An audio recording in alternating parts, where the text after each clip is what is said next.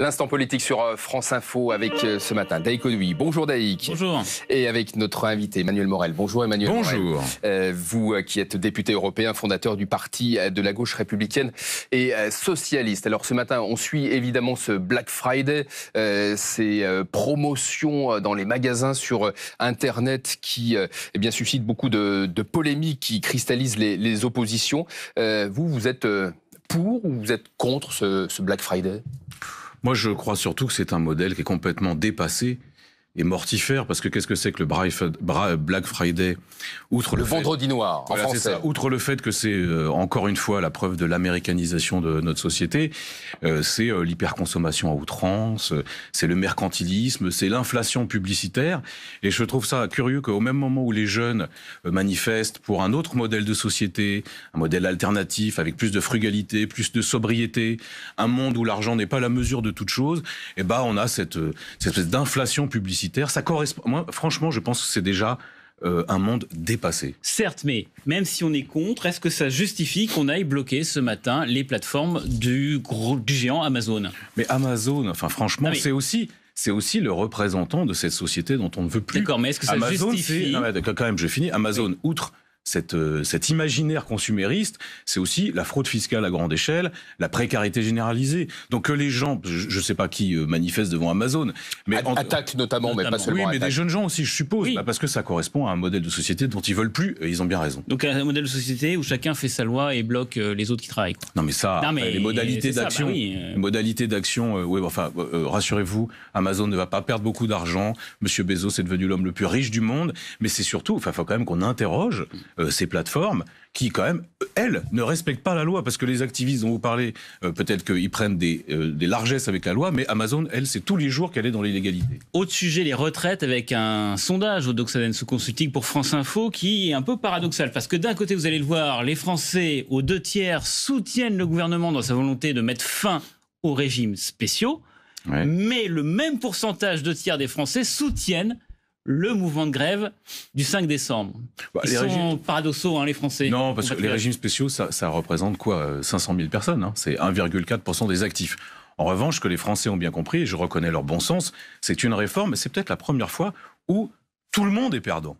Tout le monde, c'est-à-dire les cadres, les femmes, parce que c'est celles qui seront les principales touchées, les fonctionnaires, les ouvriers. C'est quand même incroyable que le Premier ministre essaye de nous faire croire que c'est une réforme qui est à la fois simple et équitable, alors qu'elle est compliquée et qu'en plus, tout le monde va perdre. Tout le monde va perdre. Et ça, c'est quand même inédit. Et pour vous, c'est ça qui explique le soutien assez fort. Mais bien sûr, tout le monde a compris, quelle que soit sa situation professionnelle, que de toute façon, à la fin, il sera perdant. Et vous verrez que la manif du 5 décembre, il y aura beaucoup de monde. Et surtout que ça sera un mouvement qui sera puissamment soutenu. Est-ce qu'il y aura Emmanuel Morel ? Il y aura évidemment Emmanuel Morel et beaucoup d'autres, j'en suis sûr. Mais remarquez que je pense que c'est vraiment la goutte d'eau qui fait déborder le vase. Il y a eu au début du quinquennat Macron les ordonnances travail. Vous vous souvenez, on a modifié le code du travail. Il y a la réforme de l'assurance chômage. On n'en a pas beaucoup parlé. Il y a la situation dans les urgences. Situation vraiment très et à chaque fois, il y a eu une difficulté de mobilisation, mais la mobilisation devient de plus en plus facile au fur et à mesure qu'on avance dans le quinquennat. C'est normal, parce que ça fait, comme je vous le disais, ça s'accumule. Les frustrations, la colère s'accumule, et puis vous aurez la jonction avec les Gilets jaunes qui fait qu'à mon avis, on va avoir un mois de décembre social très puissant. Emmanuel Morel, vous êtes député européen. On va parler de la Commission européenne, Daïk, de cette nouvelle Commission européenne. Oui, qui a été approuvée par les députés. Alors, vous n'avez pas voté pour cette commission parce que ce n'est pas votre ligne politique. Est-ce que vous reconnaissez néanmoins que cette commission a plus d'allure, plus de gueule, plus de modernité peut-être que la précédente, celle de M. Juncker? Non, pas du tout.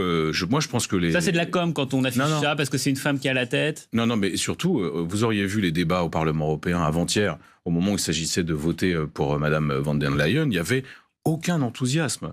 Et pourquoi la majorité des députés ont voté c'est parce que, comme il y avait eu, vous savez, vous avez eu des rebondissements un peu inédits. Mme Goulard a été rejetée, ça n'est jamais arrivé. 2 autres commissaires avaient été rejetés, et il y a un certain nombre de députés, on va dire mainstream, se disaient faut y aller parce que sinon on n'aura jamais de commission. Il y avait une forme de lassitude, ça c'est incontestable, et une partie pas très importante des députés ont dit bon allez, on se résout à ça. Mais la vérité, quand même, c'est que cette commission, elle est dans la continuité de la précédente. Rien pourtant, ne change. Si elle lance un New Green Deal, et attendez, hier, le Parlement a voté l'urgence climatique. Oui, c'est ce que vous souhaitez, c'est dans votre programme. Ce qui est curieux, c'est qu'on vote l'urgence climatique, mais dans la même session à Strasbourg, on vote l'augmentation de l'importation, par exemple, du bœuf américain.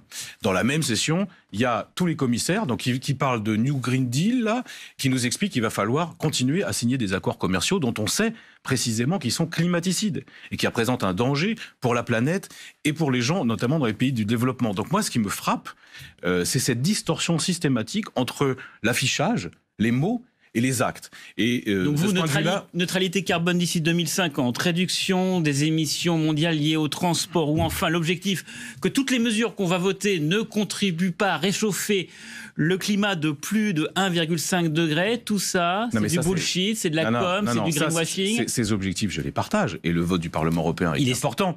Mais je vous reprends l'exemple. Vous me dites, par exemple, on réduit les gaz à effet de serre. En même temps, la Commission a annoncé cette semaine qu'elle allait boucler un accord de libre-échange avec l'Australie et la Nouvelle-Zélande. Et qu'est-ce qu'on prévoit ? D'importer toujours plus de marchandises des pays qui sont à 15 000 km de l'Europe. Donc en termes de kérosène, d'empreinte carbone, de gaz à effet de serre, franchement, c'est totalement calamiteux. Donc il y a cette contradiction. Ce sont des hypocrites. Et le Green New Deal, pour l'instant, tel qu'il nous est présenté par Madame von der Leyen, c'est du greenwashing. Mais on attend les actes. Et pour l'instant, les actes, ils viennent pas, au contraire. Emmanuel Morel, dernière question que nous propose notre partenaire, le site slate.fr. On parlait tout à l'heure des achats de ce Black Friday. À propos d'achats et peut-être de cadeaux de Noël, cette question, à qui allez-vous offrir le livre de François Ruffin à Noël ? À qui je vais ouvrir le jeu ? À vous ? Pourquoi pas, mais est-ce que vous avez envie de le lire déjà ? Je l'ai pas lu, mais moi pour Noël je commande plutôt des livres d'art ou des romans, parce que je pense que c'est bien quand même de s'imprégner de la fiction. Ça en dit généralement plus sur le monde, sur l'état du monde, que les livres politiques qui passent très vite. Mais Ruffin, entre guillemets, vous le soutiendriez si jamais il était candidat de votre camp, la gauche de la gauche à la présidentielle? C'est ça qu'il y a derrière la question de notre partenaire Slate. On n'en est pas là. Et Ruffin, il pose des questions intéressantes. Puis il a une façon de faire de la politique que je trouve intéressante aussi. Il est très proche des gens. D'ailleurs, les gens l'aiment bien pour ça. Et en plus, là où je le rejoins, mais de ce point de vue-là, il est en phase avec Jean-Luc Mélenchon, c'est qu'il en appelle à une grande fédération populaire pour éviter que la présidentielle, ça soit toujours le duo diabolique Le Pen-Macron. De ce point de vue-là, on est raccord. Merci beaucoup. Merci à vous. Emmanuel Morel, député européen, d'avoir été l'invité de l'instant politique de Daïka Audouis sur France Info ce matin.